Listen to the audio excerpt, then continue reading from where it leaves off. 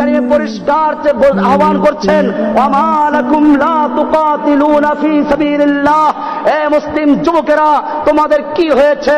লা তুকাতিলুনা ফি সাবিলিল্লাহ, তোমরা আল্লাহর রাস্তায় লড়াই করছো না, যুদ্ধ করছো না। ওয়াল মুস্তাদআফিনা মিনার রিজালি ওয়ান নিসাই ওয়াল বিলদান, অথচ অসহায় বুড়া মানুষেরা, শিশুরা, নারীরা ফরিয়াদ করে বলছে, রব্বানা রব্বানা আখরিজনা মিন হাযিহিল ক্বরিয়াতি যালিমা আহলুহা, হে আমাদের রব, আমাদেরকে জালিম অধ্যুষিত জনপদ থেকে রক্ষা করো। ওয়াজআল লানা মিন লাদুনকা ওয়ালিয়া, আমাদের জন্য তুমি তোমার পক্ষ থেকে ওলি নেতা পাঠাও। ওয়াজআল লানা মিন লাদুনকা নাসীরা, তুমি আমাদের জন্য তোমার পক্ষ থেকে সাহায্যকারী পাঠাও। ও আমার ভাইয়েরা, আল্লাহ তাআলা আহ্বান করছেন, কেন তোমরা লড়াই করছো না, যুদ্ধ করছো না? অথচ আফগানিস্তান থেকে, কাশ্মীর থেকে, আরাকান থেকে, ফিলিস্তিন থেকে, ইরাক থেকে, চতুর্দিক থেকে অসহায় শিশু, নারীরা ফরিয়াদ করছে, আল্লাহ আমাদেরকে বাঁচাবার জন্য, জালিমদের থেকে রক্ষা করার জন্য আমাদেরকে নেতা পাঠাও, আমাদেরকে সাহায্যকারী পাঠাও। সেই সাহায্যকারী হবে কারা? তোমাদের কি হতে হবে? ফির তুঝে একবার করনি है जहां की रहबरी, उठ खुदा के नाम लेकर फिर आलम्बर दारबान। ও আমার যুবকেরা, আবার তোমাকে সেই সালাহুদ্দিন আইয়ুবী, মোহাম্মদ বিন কাসেম, তারেক বিন জিয়াদের মতো আবার ময়দানে ঝাঁপিয়ে পড়তে হবে। আমাদের সামনে বাধা আসবে, সেই বাধাকে উপেক্ষা করে ময়দানে ঝাঁপিয়ে পড়তে হবে। আমাদেরকে কাফেরদের শক্তি যত বেশি হোক না কেন পরোয়া করা চলবে না। আল্লাহর নবীর সাহাবীদের কাছে খবর দেওয়া হলো, ইন্নান নাস ক্বাদ জামাউ লাকুম ফাখশাউহুম, তোমাদের বিরুদ্ধে বিশাল সেনা সমাবেশ ঘটানো হয়েছে, অনেক বিশাল শত্রু সৈন্য জমা হয়েছে, খবরদার ভয় করো। সাহাবায়ে কেরাম ভয় করেছিলেন? আমাদের সামনেও যত বড় শক্তি থাকুক না কেন, আজকে আমেরিকার বিশাল শক্তি, হিন্দুদের বিশাল শক্তি কাশ্মীরি মুসলমানদের হত্যা করছে, আমরা কিছুই বলছি না। আমাদের ক্ষমতা কি? আল্লাহ তাআলা বলেছেন, কাম মিন ফিয়াতিন কালিলাতিন গালাবাত ফিয়াতান কাসীরাতান বিইজনিল্লাহ, কত ক্ষুদ্র ক্ষুদ্র বাহিনী বিশাল বিশাল বাহিনীর বিরুদ্ধে বিজয় লাভ করেছে। কার হুকুমে? কার সাহায্যে? কারণ মুমিনদের মাওলা কে? আল্লাহ তাআলা বলছেন, যালিকা বিআন্নাল্লাহা মাওলাল্লাযীনা আমানু ওয়া আন্নাল কাফিরিনা লা মাওলা লাহুম, মুমিনদের মাওলা হচ্ছেন আল্লাহ, কাফিরদের কোনো মাওলা নাই, বুশের কোনো মাওলা নাই, ওবামার কোনো মাওলা নাই, হিন্দুর কোনো মাওলা নাই, খ্রিস্টানদের মাওলা নাই, ওদের কোনো মাওলা নাই। মুমিনদের মাওলা কে? যালিকা বিআন্নাল্লাহা মাওলাল্লাযীনা আমানু ওয়া আন্নাল কাফিরিনা লা মাওলা লাহুম, ওদের কোনো মাওলা নেই। আমার ভাইয়েরা, মনে রাখতে হবে, আজকে আমাদের সামনে যে কাফেরদের এত বড় আস্পর্ধা কি জন্য? আমরা চিন্তা করি, অনেকে বলে ঈমানকে মজবুত করে তারপরে মোকাবেলা করতে হবে। আমি জিজ্ঞেস করতে চাই, নামাজ পড়ার জন্য ঈমানের প্রয়োজন আছে কিনা? রোজা রাখার জন্য ঈমানের প্রয়োজন আছে কিনা? আল্লাহ তাআলা নামাজীদেরকে বলেছেন, ইয়া আইয়ুহাল্লাযীনা আমানু, ঈমানদারদের জন্য বলেছেন নামাজ কায়েম করার জন্য, ঈমানদারদেরকে বলেছেন রোজা রাখার জন্য, ঈমানদারদেরকে বলেছেন হজ করার জন্য। যেই ঈমান নিয়ে নামাজ পড়া যায়, যেই পরিমাণ ঈমান দিয়ে রোজা রাখা যায়, যেই পরিমাণ ঈমান দিয়ে হজ করা যায়, সেই পরিমাণ ঈমান হলেই আল্লাহর রাস্তায় জিহাদ করাও যায়। এই জন্য মনে রাখতে হবে, মুসলিমরা লড়াই করে কার জন্য? এই জন্য শক্তি আসবে কোত্থেকে? আল্লাহর নবী যতগুলো যুদ্ধ করেছিলেন, সবগুলো যুদ্ধতে মুসলমানদের সৈন্য কাফেরদের চেয়ে বেশি ছিল না কম ছিল? কম ছিল। একটা যুদ্ধে খালি বেশি ছিল, হুনাইনের যুদ্ধে। সেই যুদ্ধে মুসলিমরা মার খেয়েছিল। কি হয়েছিল? প্রথম দিকে মার খেয়েছিল। আল্লাহ কোরআনে বলেছেন, ওয়ায়াউমা হুনাইনিন ইয আ'জাবাতকুম কাসরাতুকুম, তোমাদের সংখ্যাধিক্যতা যখন তোমাদের কাছে খুব অহংকারের কারণ হয়েছিল, তোমাদের কাছে খুব ভালো লেগেছিল, তখন আল্লাহ তাআলা তোমাদের সেইটা কোনো উপকার আসে নাই। প্রথমে মার খেলো, এরপরে যখন সংখ্যার গৌরব শেষ হয়ে গেল, ঈমান পুরো আল্লাহর দিকে চলে গেল, এবারে আল্লাহ নবী ডাক দিলেন, তাআলা ইবাদাল্লাহ, আল্লাহর বান্দারা আমার দিকে চলে আসো, আনান নবিয়্যুল্লাহ কাযিব আনা ইবনে আব্দুল মুত্তালিব, আমি সত্য নবী, মিথ্যা নবী নই। এবারে যখন নবীর কাছে চলে আসলো, সংখ্যার কোনো বড়াই নাই, অস্ত্রের বড়াই নাই, আল্লাহর নুসরতের বড়াই আছে। এবারে যুদ্ধ শুরু করলো, পরবর্তীতে সে যুদ্ধে বিজয় লাভ করেছেন। ঠিক কিনা?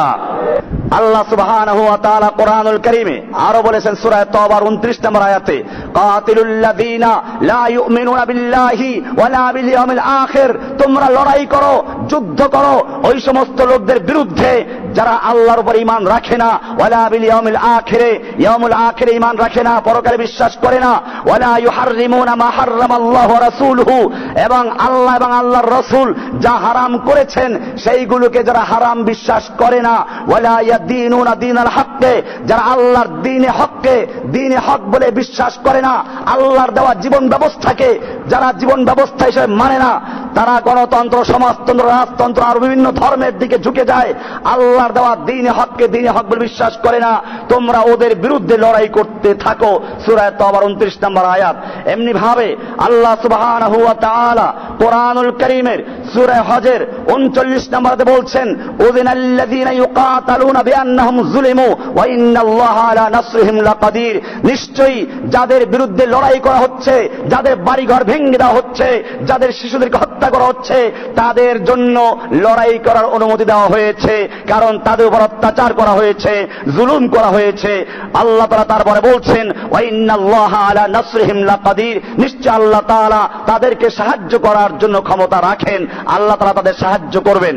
এরপরে আল্লাহ সুবহানাহু ওয়া তাআলা বলছেন সূরা বাকারার 190 নম্বর আয়াতে বলছেন, ওয়াকাতিলু ফি সাবিলিল্লাহিল্লাযীনা ইউকাতিলুনাকুম, ও মুসলিমরা তোমরা কিতাল করো, লড়াই করো, যুদ্ধ করো ওই সমস্ত লোকদের বিরুদ্ধে, ইউকাতিলুনাকুম, যারা তোমাদের বিরুদ্ধে লড়াই করে, পাকিস্তান, আফগানিস্তানে, তোমাদের বিরুদ্ধে লড়াই করছে ফিলিস্তিনে, তোমাদের বিরুদ্ধে লড়াই করছে ইরাকে, তোমাদের বিরুদ্ধে লড়াই করছে কাশ্মীরে, তোমাদের বিরুদ্ধে লড়াই করছে আরাকানে, বিশ্বের যে কোনো জায়গায় তোমাদের বিরুদ্ধে কুফফাররা লড়াই করছে।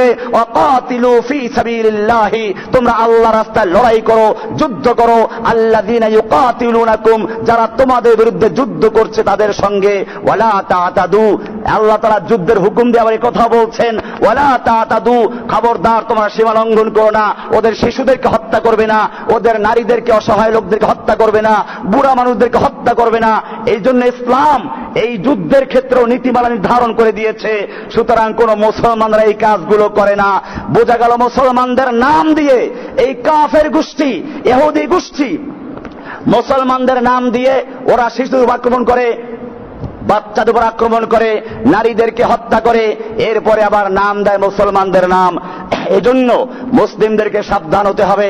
আল্লাহ সুবহানাহু ওয়া তাআলা এখানে বলে দিয়েছেন, ওয়ালা তাতাদু, সুতরাং কোন মুসলিম এরকম কাজ করতে পারে না। এরপরে আল্লাহ তাআলা বলছেন, ইনফিরু খিফাফান ওয়া সিকালা ওয়া জাহিদু বিআমওয়ালিকুম ওয়া আনফুসিকুম ফি সাবিলিল্লাহি। সূরা তাওবার 41 নম্বর আয়াতে আল্লাহ বলছেন, ইনফিরু খিফাফান ওয়া সিকালা, তুমি হালকা হও, ভারী হও, বের হয়ে পড়ো, আল্লাহর রাস্তায় যুদ্ধ করার জন্য বেরিয়ে যাও। ওয়া জাহিদু বিআমওয়ালিকুম ওয়া আনফুসিকুম, তোমরা আল্লাহর রাস্তায় জান এবং মাল দিয়ে লড়াই করো। যালিকুম খায়রুল লাকুম, এটাই তোমাদের জন্য উত্তম। ইন কুনতুম তা'লামুন, যদি তোমরা বুঝো। এখানে বলা হয়েছে ইনফিরু খিফাফান ওয়া সিকালা, খিফাফান হালকা হও, সিকালান ভারী হও। খিফাফান তুমি যুবক হও, সিকালান তুমি বুড়া হও। খিফাফান অস্ত্র থাকুক, সিকালান অস্ত্র না থাকুক, তুমি যে অবস্থায় থাকো, তোমার সৈন্য কম থাকুক, ওদের সৈন্য বেশি থাকুক, যে অবস্থায় তুমি থাকো, ইনফিরু খিফাফান ওয়া সিকালা, আল্লাহর রাস্তায় তোমরা বেরিয়ে পড়ো, হালকা হও, ভারী হও, সর্বাবস্থায় আল্লাহর রাস্তায় লড়াই করার জন্য বের হয়ে পড়ো। ভাইরা আমার, এরপরে আল্লাহ তাআলা বলছেন, আমাদেরকে ধিক্কার দিচ্ছেন, ইয়া আইয়ুহাল্লাযীনা আমানু মা লাকুম ইযা ক্বিলা লাকুম ইনফিরু ফি সাবিলিল্লাহি ইসসাকালতুম ইলাল আরদে, হে ঈমানদারগণ, তোমাদের কি হয়েছে? তোমাদেরকে যখন বলা হয় আল্লাহর রাস্তায় যুদ্ধ করার জন্য বের হও, ইসসাকালতুম ইলাল আরদে, তোমরা জমিনের সাথে একেবারে জড়িয়ে ধরো, আঁকড়ে ধরো, উপর হয়ে জমিনকে ভালো করে ধরো, যেন কেউ টেনে হেঁচড়েও যুদ্ধের ময়দানে নিতে না পারে। ইসসাকালতুম ইলাল আরদে আরাদিতুম বিল হায়াতিদ দুনিয়া মিনাল আখিরাতে, তোমরা কি আখিরাতের পরিবর্তে দুনিয়ার জীবনটা নিয়ে সন্তুষ্ট হয়ে গেলে? ফামা মাতাউল হায়াতিদ দুনিয়া ফিল আখিরাতি ইল্লা কালিল, জেনে রাখো আখিরাতের তুলনায় দুনিয়ার জীবন সামান্য কিছু ছাড়া কিছুই নয়। এরপরে আল্লাহ বলছেন, ইল্লা তানফিরু, জেনে রাখো তোমরা যদি আল্লাহর রাস্তায় যুদ্ধ করতে বের না হও, লড়াই না করো, ইউআযিবকুম আযাবান আলীমা, আল্লাহ তোমাদেরকে কষ্টদায়ক মর্মন্তুদ শাস্তি দিয়ে দুনিয়াতে বিদায় করবেন। এরপরে ওয়াস্তাবদিল কওমান গায়রাকুম, আল্লাহ তোমাদের পরিবর্তে অন্য আরেকটা জাতিকে সৃষ্টি করবেন, অন্য জাতিকে ইসলাম গ্রহণ করাবেন, তাদেরকে তোমাদের স্থলাভিষিক্ত করবেন। এরপরে জেনে রাখো ওয়ালা তাদুররুহু শাইআ, তোমরা আল্লাহর কোনো ক্ষতি করতে পারবে না।